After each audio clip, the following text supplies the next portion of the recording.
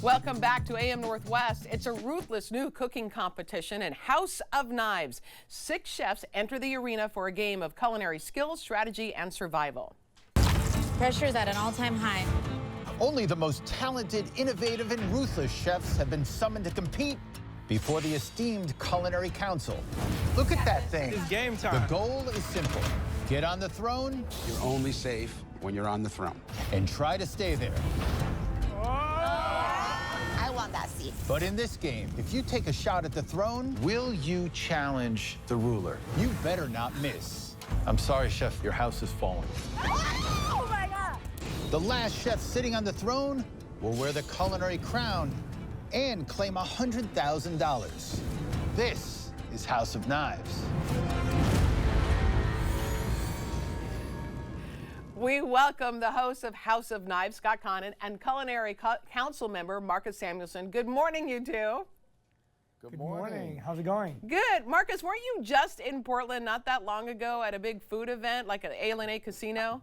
I know, it was absolutely amazing. I love Portland as a food city. It's absolutely amazing, and we had a lot of fun. We had a lot of fun on this show also. You know, Scott is the ruthless guy, and I'm just the happy fellow coming along for the party. Oh, is that how it works? And apparently I'm Marcus's punching bag as well. All right, Scott, tell me how it's different than other culinary competition shows. You know, there are a lot of points of differentiation here. First of all these chefs, 6 different chefs, all competing for their seat on the culinary throne, and also, as mentioned earlier, $100,000 prize. Yep. Michelin-starred chefs, James Beard award-winning chefs, all of them. You know, and there's a little bit of gameplay because you want to be able to compete against that person on the culinary throne. And sometimes you win, and if you lose against the person sitting on the throne, your house is banished. Wow, okay. So you go home.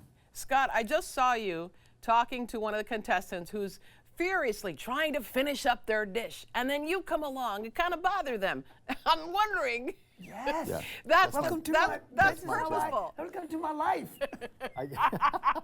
You know, it's part of what I do. I just got to bother people. You know, I do it to Marcus all the time. Okay, Marcus, let me ask you this. When you are judging, Scott also judges, right? When you are judging, in this competition, you don't judge in front of the contestants, right? No. You know, there's really a blind tasting for them because the food is on such a high level, right? This is a little different, right? They can cook whatever they want. We give them sufficient time. The pantry is stocked. So we're really taking all excuses out.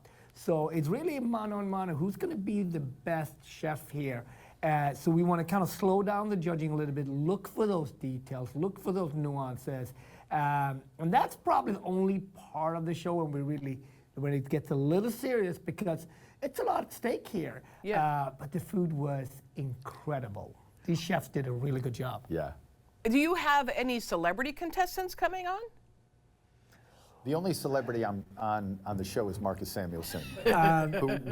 He won't let us call him by his last name. He goes by Marcus only.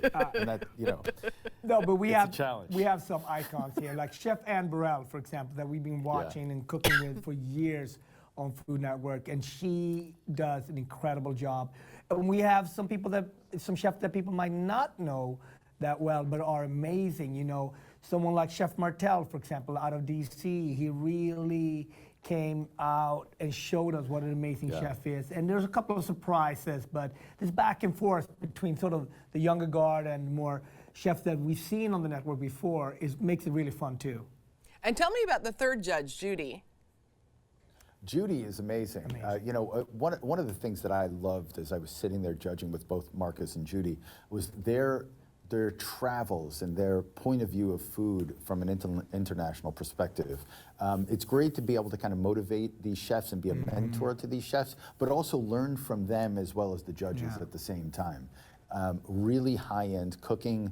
There's a couple moments, you know, again, we're not giving these chefs ingredients to cook with. We're letting them cook whatever they want. We're not hemming them in. You know? Right. So we'll say to them, the only structure in this particular, let's say, for example, in the first episode, the premiere episode, it's a spice challenge.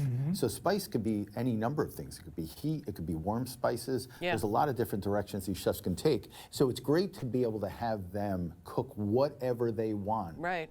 And they can interpret it inside their own head of what direction they want to It take actually that puts in. more pressure on the chef because now it's their dish. That's right. They got to execute Right. it. It's their vision, and may the best chef win. Absolutely. Marcus, you have a background, speaking of like this international culinary experience, you have a background that is Swedish and Ethiopian. I'm curious what you cook at home for your beautiful family that they love.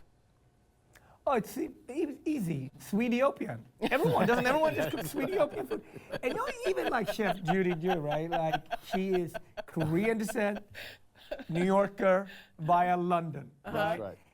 And Scott too, right? Like obviously comes from the East Coast, but spent a lot of time in Italy and yeah. Germany. So we all kind of come from these international backgrounds. Yeah. I also notice, Marcus, you have this style that I've noticed that your son seems to have as well. Like you love color, don't you? And pattern and Yeah, I've learned when I walk the streets in Harlem, I'm Zion's dad. I'm the fourth best dressed person in my family, and I take that. And you just got to take it where you can get it. That's it. Absolutely. Okay, Scott, you're a girl dad. 2 girls. I am. What Yeah, do 2 they love girls. that you cook? What is their favorite thing that they request from you? They're both volleyball players, so they are athletic at this point. They don't let me cook chicken cutlets for them like I used to. I mean, that would be my go-to, just making them great chicken cutlets. So these days, they want to eat a little bit healthier. They want to eat a little bit lighter, which honestly is a lot less fun for me. Yeah, I bet. But my wife is Turkish, so I end up cooking quite a bit of Turkish food at home. Oh, wow. And then you really inherited your love of cooking from your mom, right? Italian mom? Well, from my your grandmother? Italian side of the family, Yeah. absolutely, yeah. Because looking at this, I'm looking at all that food, and I'd love to come to both your houses and eat. What did you call it again, Marcus? Swediopian? Swediopian. I thought everybody cooked There you go. Swediopian. Yeah. Sunday night is Swediopian night, right? Sunday is Swediopian night. That's right.